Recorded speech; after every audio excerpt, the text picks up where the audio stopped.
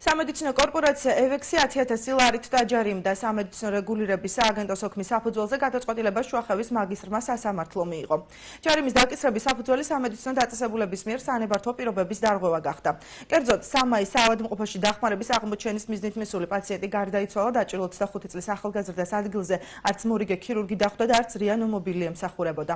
ფაქტზე დღეს განცხადება საქართველოს ჯანდაცვის მინისტრმაც გააკეთა და აღნიშნა, რომ დაწესდება მუდმივი მონიტორინგი, რათა შუახევის საავადმყოფოში 24 საათიან რეჟიმში უზრუნველყოფილი იქნა საანებართვო პირობებით გათვალისწინებული სამედიცინო მომსახურება.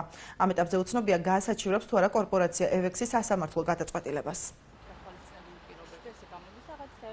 შუახევის სამედიცინო ცენტრში მიმდინარე წლის 3 მაისს მოთავსდა პაციენტი, რომელიც გადაუდებელი წესით საჭიროებდა ქირურგიულ ჩარებას, ასევე ტრანსფუზიოლოგიურ სერვისით უზრუნველყოფას, რაც შუახევის სამედიცინო ცენტრმა ვერ შეძლო. დაფიქსირდა საანებართვო პირობების შეუსრულებლობა, რის გამოც მის მიმართ შედგა ადმინისტრაციული სამართალდარღვევის ოქმი.